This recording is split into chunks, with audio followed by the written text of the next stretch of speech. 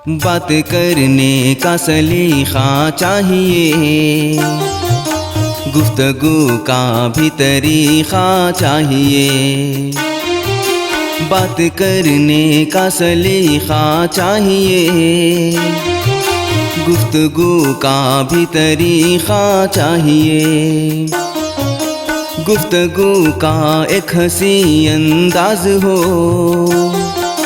नर्म लहजा दिलनशी आवाज हो। बात करने का सलीका चाहिए, गुफ्तगू का भी तरीका चाहिए।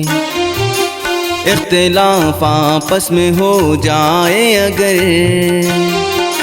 बात में आए न तल्खी का असर। प्यार का इजहार हो गुफ्तार से, गैर बन जाते हैं अपने प्यार से।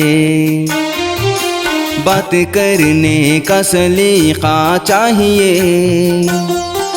गुफ्तगू का भी तरीका चाहिए। नर्म और शीरी हो सारी गुफ्तगू, हो हमेशा खूब प्यारी गुफ्तगू। कह रहा हूँ जो अमल इस पर करो, कान मेरी बात पर बच्चों धरो। बात करने का सलीका चाहिए, गुफ्तगू का भी तरीका चाहिए।